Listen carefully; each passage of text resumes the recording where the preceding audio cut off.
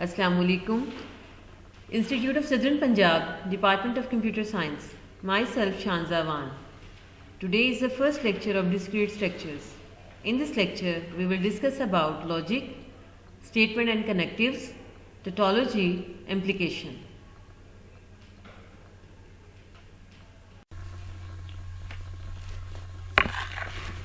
सबसे पहले हमने जिस टॉपिक को शुरू करना है वो है लॉजिक। मैथमेटिक्स में किसी स्टेटमेंट को साबित करने के लिए आर्ग्यूमेंट देने पड़ते हैं। अक्सर आर्ग्यूमेंट बहुत कॉम्प्लिकेटेड हो जाते हैं और हमें ये पता नहीं चलता कि जो आर्ग्यूमेंट हम प्रेजेंट कर रहे हैं अपनी असर्शन या थ्योरम को प्रूव करने के लिए वो वैलिड है या नहीं, ये उस आर्ग्यूमेंट की कोई सेंस भी बनती है या नहीं। इस चीज़ को वाज़ेह करने के लिए हम लॉजिक को यूज़ करते हैं। लॉजिक की प्रिंसिपल्स और इसके रूल्स जो कि बुनियादी तौर पर इसलिए हैं कि वो आइडेंटिफाई कर सकें कि कौन सा आर्गुमेंट वैलिड है और कौन सा इनवैलिड। अब हम इसकी फॉर्मल डेफिनेशन देखते हैं। Logic is the study of principles and methods that distinguish between a valid and an invalid argument.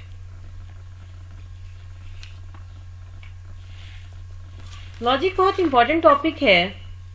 अगले टॉपिक को समझने के लिए लॉजिक का समझना बहुत ज़रूरी है। जिस तरह किसी भी सब्जेक्ट को समझने के लिए बुनियादी टर्मिनोलॉजी होती है, इसी तरह लॉजिक को भी समझने के लिए बुनियादी टर्मिनोलॉजी है।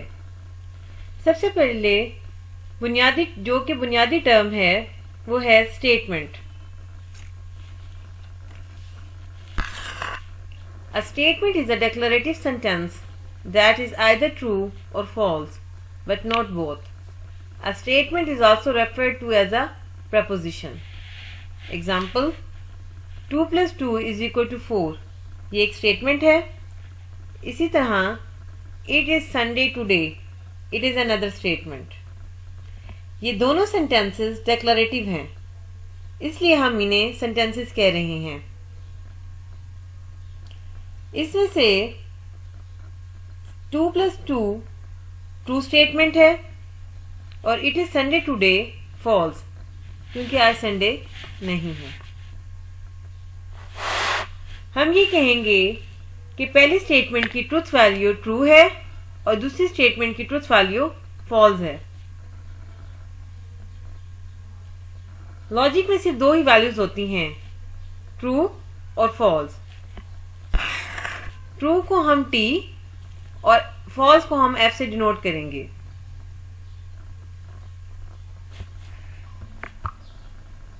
अब हम कुछ और एग्जांपल्स लेते हैं। Grass is green. 4 + 2 = 6. 4 + 2 = 7. There are 4 fingers in a hand. अब ये सारे के सारे सेंटेंसेस डेक्लरेटिव हैं और इनकी ट्रुथ वैल्यू के बारे में हमें पता है। Grass is green की ट्रुथ वैल्यू ट्रू, 4 + 2 = 6 की ट्रुथ वैल्यू ट्रू टी, और 4 + 2 = 7 की truth value false. There are 4 fingers in a hand, इसकी ट्रुथ वैल्यू फॉल्स।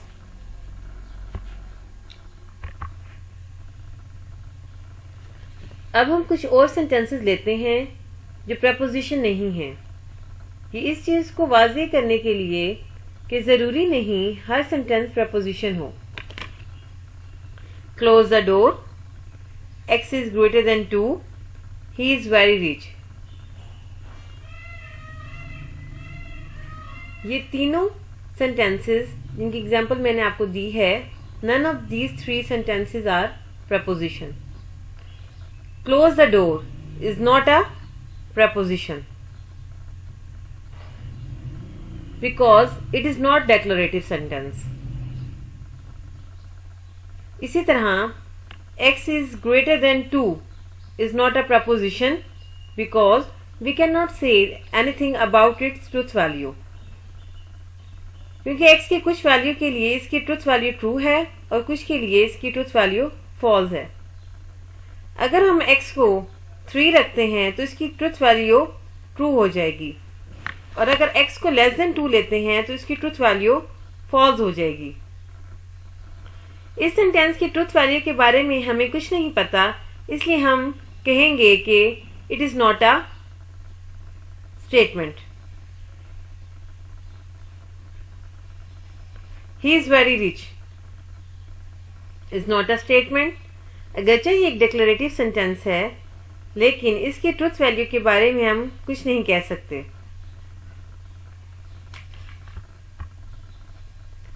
क्योंकि प्रोनाउंस के बारे में हमें कुछ पता नहीं।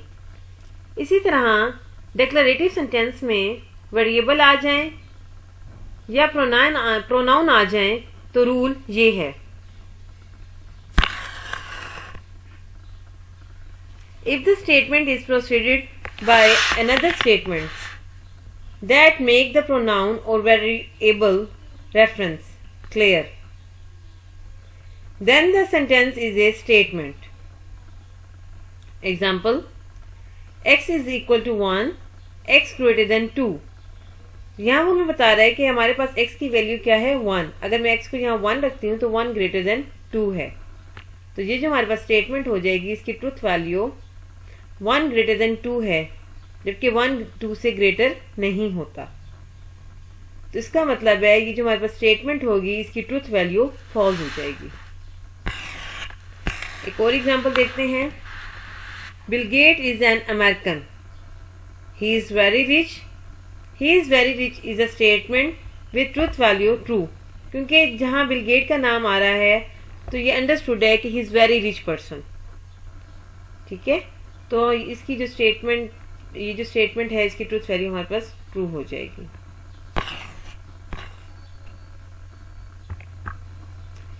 स्टेटमेंट्स की प्रैक्टिस के लिए हम कुछ और एग्जांपल्स लेते हैं। x plus 2 is positive, not a statement. May I come in? Not a statement. Logic is interesting. Yes, it is a statement. It is hot today. A statement. -1 greater than 0. A statement. X plus y is equal to 12. Not a statement. Next हम देखते हैं compound statement को। Compound statement, simple statements could be used to build a compound statement. Logical connectives. Example: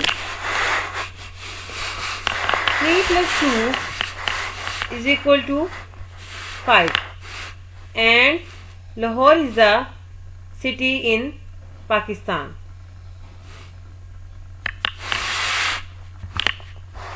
अब ये हमारे पास दो statement हैं, इसको हमने एंड से ज्वाइन किया है। द ग्रास इज ग्रीन और इट इज हॉट टुडे, ये भी हमारे पास दो स्टेटमेंट हैं जिसको हमने और से ज्वाइन किया है। Discrete mathematics is not difficult to me, ये हमारे पास सिर्फ एक ही स्टेटमेंट है जिसका हमने नेगेटिव लिया है। एंड और नॉट को लॉजिक की लैंग्वेज में हम कनेक्टिव्स कहते हैं।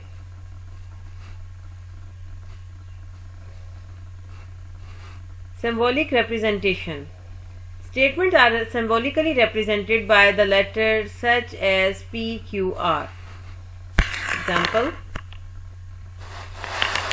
Islamabad is the capital of Pakistan.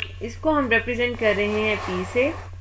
17 is divisible by 3. इसको हम represent कर रहे हैं Q से।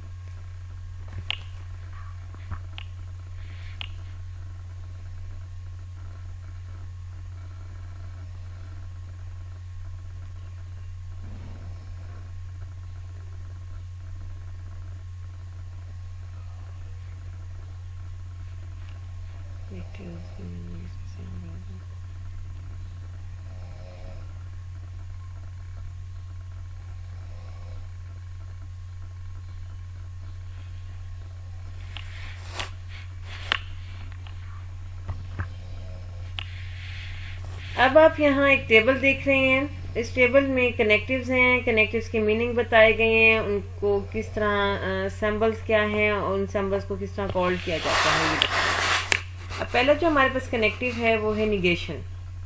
निगेशन का मीनिंग है नॉट। इसका ये सिंबल है हमारे पास। इस सिंबल को हम टिल्डा के नेम से कॉल करेंगे। नेक्स्ट है कॉन्जेक्शन। कॉन्जेक्शन का मीनिंग है एंड। एंड के लिए जो सिंबल यूज किया गया है, हैट का सिंबल यूज किया गया है। डिसजंक्शन। डिसजंक्शन का मीनिंग है और इसमें जो सिंबल यूज किया गया है ये वेल का सिंबल यूज किया गया है। कंडीशनल। कंडीशनल का मीनिंग होता है इफ देन, और इसके लिए जो सिंबल यूज किया गया है ये एरो का सिंबल यूज किया गया है। इसको हम एरो कहेंगे, इस सिंबल को हम एरो कहेंगे। बाई कंडीशनल, इसका मीनिंग होता है इफ एंड ओनली इफ। इसके लिए ये जो सिंबल यूज किया गया है इस सिंबल को हम कहेंगे double arrow.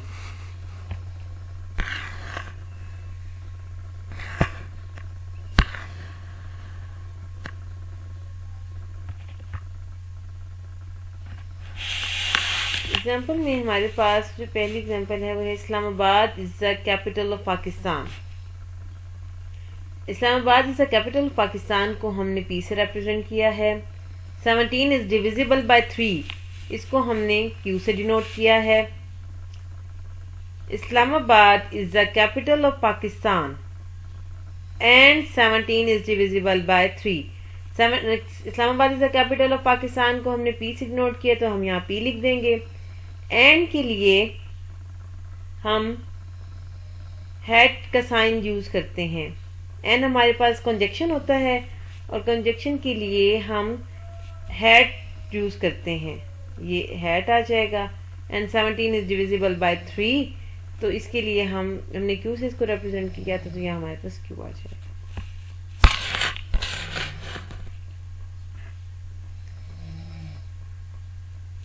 P vel Q. Islamabad is the capital of Pakistan, ये P.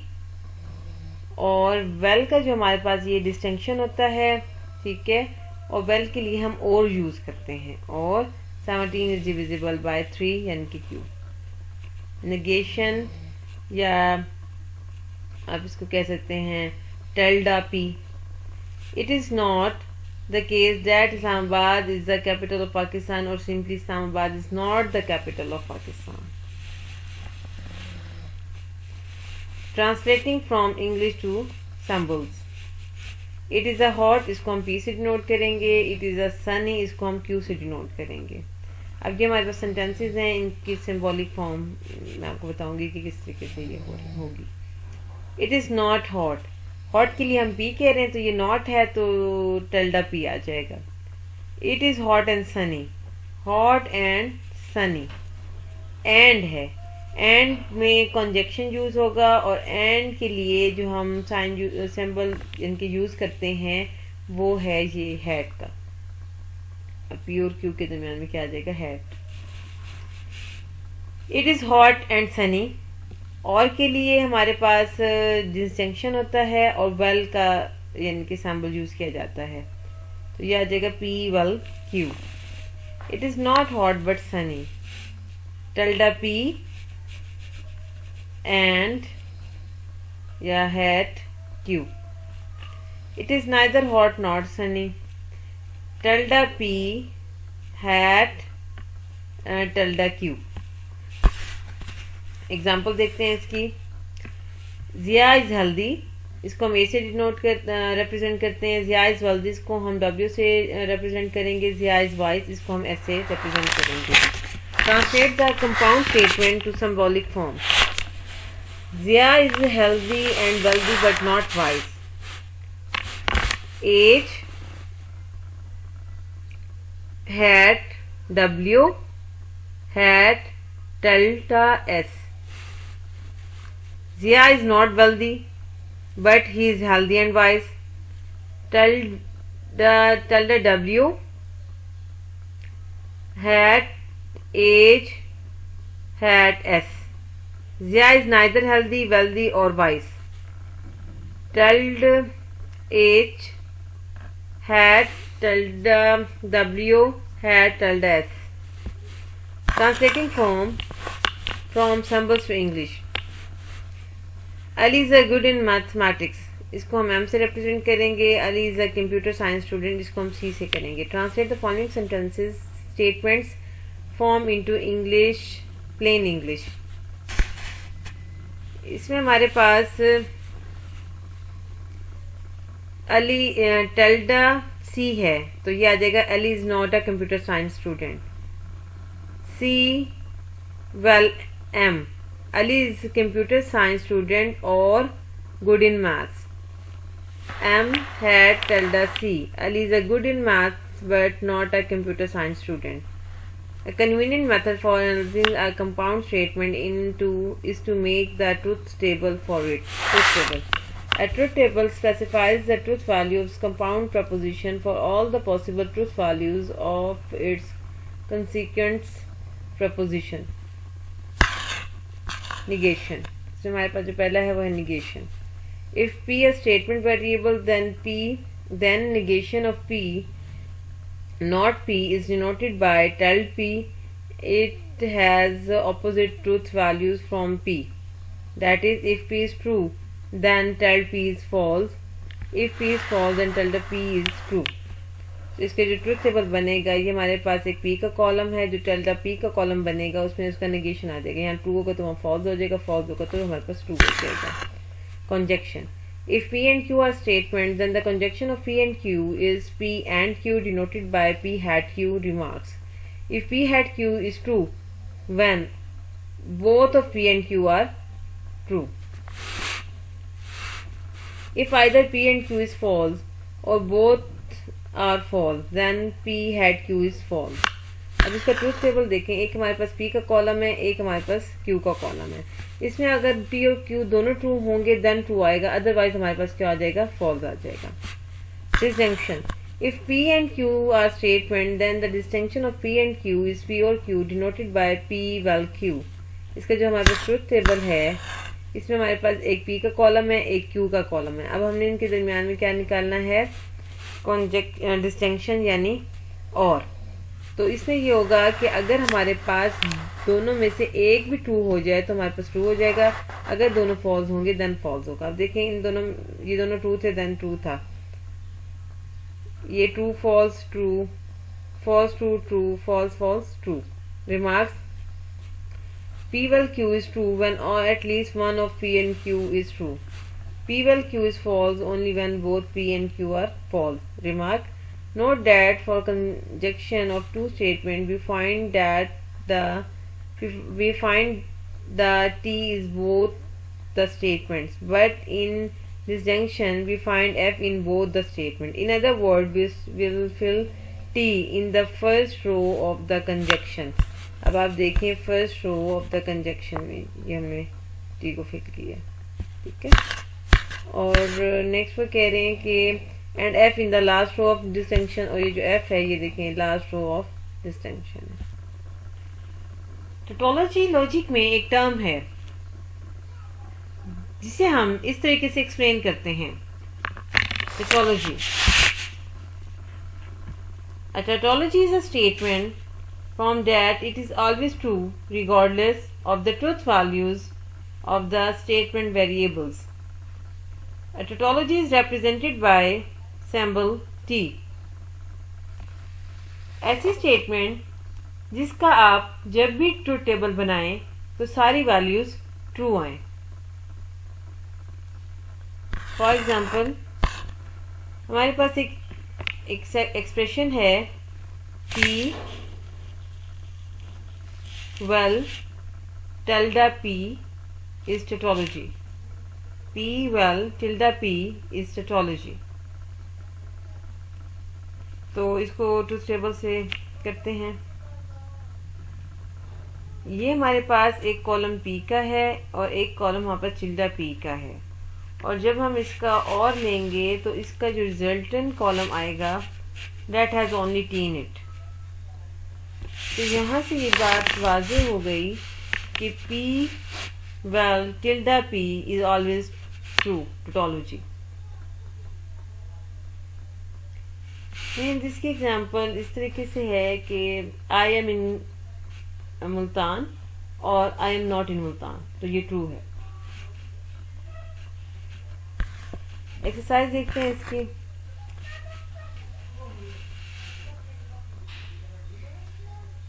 Use truth table to show that P had Q within the bracket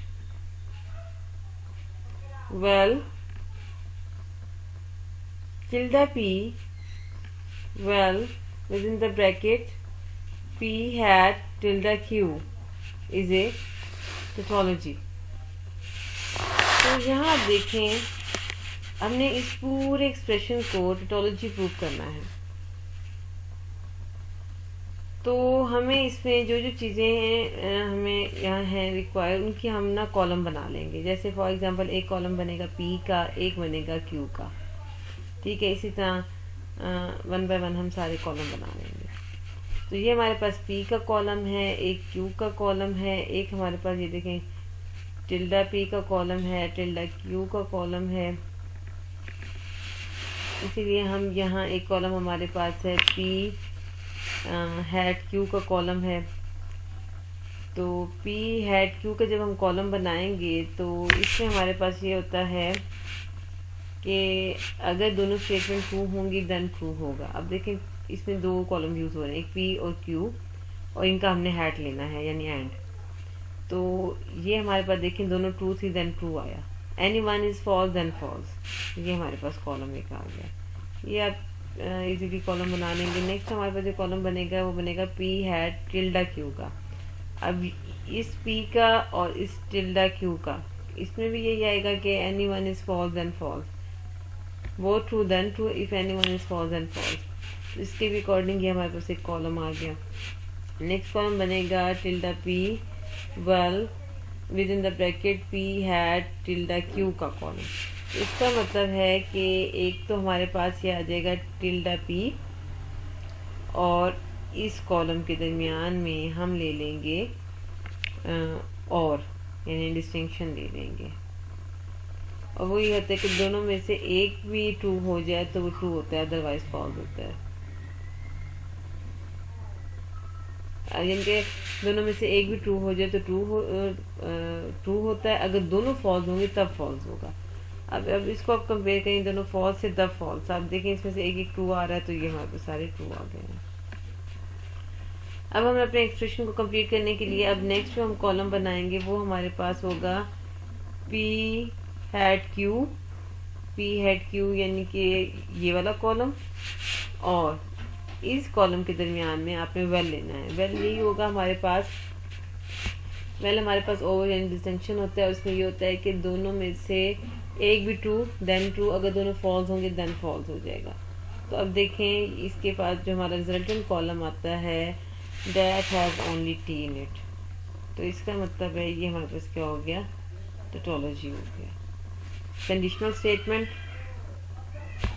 इसका इंट्रोडक्शन पहले मैं आपको थोड़ा सा बता देती हूँ कि consider the statement if you earn an A in maths then I will buy you a computer. This statement is made up of simpler sentences. If you earn an A in math, इसको हम represent करेंगे P से। I will buy you a computer, तो इसको हम Q से represent करेंगे। The original statement is then saying if P is true then Q is true, यानी कि अगर P ट्रू हो जाएगा यानी ये वाली चीज़ अगर ये वाली चीज़ ट्रू हो जाएगी तो फिर हमारे पास Q ट्रू हो जाएगा। और more simply if P then Q, we can also phrase this as P implies Q and it is denoted by P arrow Q। Conditional statement और इम्प्लीकेशन, कंडीशनल स्टेटमेंट और इम्प्लीकेशन दोनों एक ही name है। If P and Q are statement variable, the conditional of Q by P is if P then Q and P implies Q and it is noted by P arrow Q। P arrow Q या implies Q is a false when P is true and Q is false. अगर आप पिछली statement को as a promise के तौर पे लें तो प्रॉमिस कहाँ ब्रेक हो रहा है? जब P ट्रू होगा, यानी कि आप एक ग्रेड वो लेगा, अगर एक बच्चा एक ग्रेड लेगा और उसको कंप्यूटर लेके नहीं दिया जाएगा तो यहाँ प्रॉमिस ब्रेक हो रहा है, तो इसके लिए उन्होंने यहाँ फॉल्स लिखा है। बाकी सारी कंडीशन में हमारे पास क्या आएगा? ट्रू ही आएगा, अदरवाइज इट इज ट्रू। तो यहाँ अगर the arrow is the conditional operator in P arrow Q, the statement P is called the hypothesis and the Q is called the conclusion. अब ये चीज़ मैं आपको टेबल से वाज़ेह करती हूँ। अब इसमें हमारे पास एक P का कॉलम है, एक Q का कॉलम है, P एरो Q है। अब देखें हमारे पास क्लास, ये देखें कि यहाँ वो कह रहे थे कि अगर हमारे पास P ट्रू और Q फॉल्स होगा, देखिए P ट्रू है और Q फॉल्स है, यहाँ हमारे पास जो है प्रॉमिस ब्रेक हो रहा है, तो हमारे पास यहाँ फॉल्स आएगा, अदरवाइज बाकी सारी कंडीशंस में ट्रू आएगा। यानी कि उसने अगर ए ग्रेड लिया, उसको कंप्यूटर लेके दिया गया, ट्रू। उसने ए ग्रेड लिया लेकिन उसको कंप्यूटर लेके नहीं दिया गया, यहाँ फॉल्स आएगा ओनली। उसने यानी कि ए ग्रेड नहीं लिया फिर भी उसको कंप्यूटर लेके दिया गया, यहाँ ये भी ट्रू है। अगर उसने ए ग्रेड नहीं लिया, उसको कंप्यूटर लेके नहीं दिया गया, तो ये भी ट्रू है, सिर्फ इसमें यहाँ फॉल्स आएगा जब पहली जो हमारे पास कंडीशन है वो ट्रू होगी और दूसरी फॉल्स होगी। Practice with conditional statement. If 1 is equal to 1 and 3 is equal to 3, दोनों ट्रू देन ट्रू। अब इसमें देखें 1 is equal to 1 then 2 is equal to 3, पहली ट्रू दूसरी फॉल्स, यहाँ फॉल्स आएगा only. If 1 is equal to 0 and then 3 is equal to 0, पहली false है दूसरी ट्रू है फिर भी ट्रू आएगा। If 1 is equal to 2 and 2 is equal to 3, तो दोनों ही फॉल्स है ना, तो हमारे पास ट्रू आ जाएगा। If 1 is equal to 1 and 1 is equal to 2 and 2 is equal to 3, पहली ट्रू दूसरी फॉल्स और देन फॉल्स, तो ये हमारे पास फॉल्स आ जाएगा। If 1 is equal to 3 and 1 is equal to 2 then 3 is equal to 3, तो ये भी हमारे पास आ जाएगा। Alternative way of expressing implication. The implication P arrow Q should be expressed in many alternative ways as if P then Q को हम दूसरे alternative way में किस तरह लिखेंगे? Not P unless Q. P implies Q, Q follows from P. If P, comma Q, Q if P, P only if Q, Q whenever P. P is sufficient for Q, Q is necessary for P. Translating English sentences to samples. यहाँ हमारे पास P और Q दो prepositions हैं, तो you get an A on the final exam, इसको हम P से note कर रहे हैं, and you do every exercise in this book, इसको हम Q से नोट कर रहे हैं, and you get an A in this class, इसको हम R से represent करते हैं। Write the following proposition using P, Q, R and logical connectives. To get an A in this class, it is necessary for you to get an A on the final. तो इसका जो solution निकलेगा, अब आप देखें इसको, तो ये निकलेगा हमारे पास P arrow R।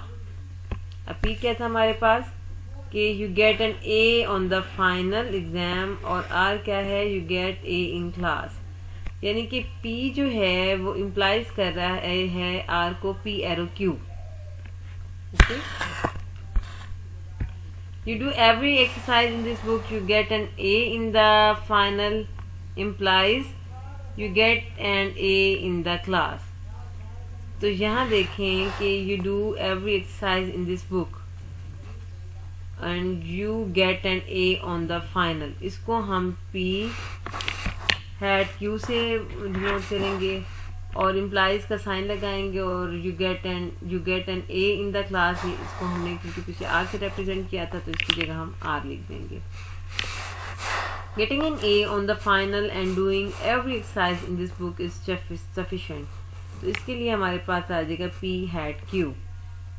For getting an A in class, in this class, तो ये हमारे पास आ जाएगा arrow R. I hope कि आपको ये समझ आ गए होंगे. Translating samples preposition to English.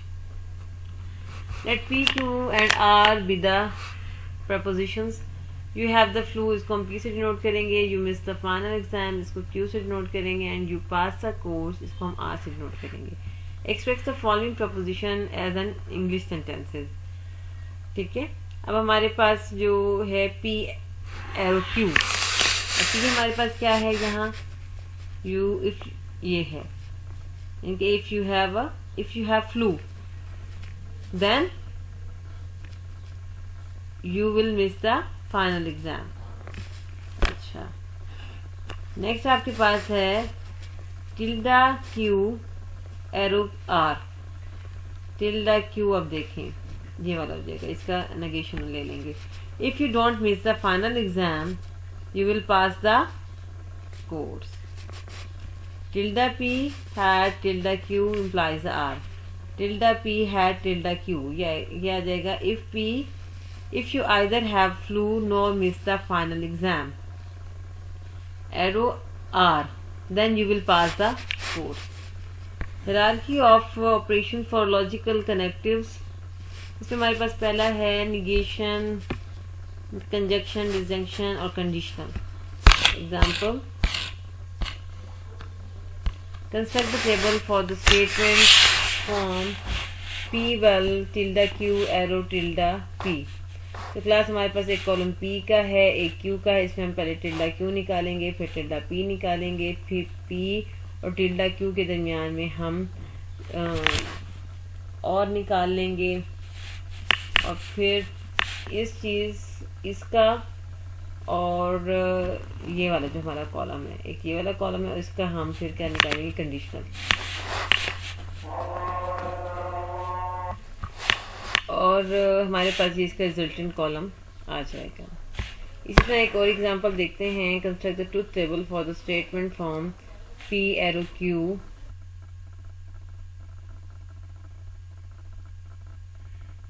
hat tilde P arrow R. तो इस तरह इसमें P Q R यूज हो रहे हैं. तो इसके पहले 3 कॉलम बनेंगे. एक P का बनेगा, एक Q का बनेगा, एक R का बनेगा. पहले हम इस एक्सप्रेशन को इसका कॉलम बनाएंगे P arrow Q का, ठीक है, और फिर इसका tilde P arrow R का, यानी कि फिर हमारे पास ये आ जाएगा. फिर इस कॉलम और इस कॉलम के दरमियान में हम ले लेंगे हैट और ये हमारे पास रिजल्टेंट कॉलम इसका. नेक्स्ट हमारे पास है conditionals related with A given conditional. अब अगर हमारे सबसे पहले है Contra positive of A conditional statement. अगर हमारे पास ये गिवन कंडीशनल है P arrow Q, तो इस P arrow Q का जो कॉन्ट्रा पॉजिटिव होगा वो होगा negation Q tilde Q arrow tilde P. ठीक है. इसका ट्रूथ टेबल भी बना लेते हैं. इसके ट्रूथ टेबल में एक P का हमारे पास कॉलम आएगा, एक हमारे पास Q का कॉलम आ जाएगा. ठीक है. और फिर हमने गिवन हमारे पास एक एक्सप्रेशन क्या था? P arrow Q. तो P arrow Q हम पहले इसका निकालेंगे. फिर उसके बाद था tilde Q arrow tilde P. tilde Q arrow tilde, इन दो के दरमियान में हम कंडीशनल अप्लाई करेंगे तो हमारे पास ये रिजल्टेंट कॉलम आ जाएगा. इसी तरह हमारे पास इन्वर्स ऑफ एक कंडीशनल स्टेटमेंट है. जो इन्वर्स होता है कंडीशनल स्टेटमेंट, ये हमारे पास कंडीशनल स्टेटमेंट, इसका जो इन्वर्स होगा वो होगा tilde P arrow tilde Q. और क्लास इसका ये आपके सामने एक टेबल है जो कि इजीली आप लोगों से बन जाएगा. सिंपल सा टेबल है. ठीक है. Converse of a conditional statement. The converse of a conditional statement P tends to P arrow Q is Q arrow P. इनकी इसका कन्वर्स है, उलट है. तो ये आप टेबल देख रहे हैं, ये इसका हमारे पास टेबल बनेगा. From the above table it appears that any conditional and its contrapositive are equivalent. अब देखें हमारे पास वो कह रहे हैं कि कंडीशनल और उसका जो कौन सा पॉजिटिव होता है वो हमारे पास क्या होता है, इक्वल होता है। अब ये हमारे पास ये गिवन कंडीशनल का कॉलम, ठीक है, और ये इसका हमने निकाला था कॉन्ट्रा पॉजिटिव। और अगर आप वो से देखें ये सेम है, T T F F T T T T, जो भी गिवन कंडीशनल होगी उसका जब भी आप कॉन्ट्रा पॉजिटिव निकालेंगे वो दोनों सेम होंगे, इक्वलेंट होंगे। इसलिए दूसरा हमारे पास है the converse and inverse are equivalent to each other. Conditional का इनवर्स और जो इनवर्स कन्वर्स और इनवर्स होता है वो सेम होता है। अभी वो से देखें अगर आप, तो ये आपके पास है इनवर्स, ये है इनवर्स का कॉलम, ठीक है, फाइनली ये वाला कॉलम है, और ये आपके पास कॉलम है कन्वर्स का। अब देखें पहला टी टी, दूसरा भी टी, और देखिए यहाँ भी टी है, नेक्स्ट में यहाँ एफ है, इधर भी एफ है, और ये हमारे पास टी है, ये भी टी है। इसका मतलब है जो कन्वर्स और इनवर्स होगा वो इक्वलेंट टू ईच अदर होगा। और यहाँ हमारा लेक्चर एंड होता है।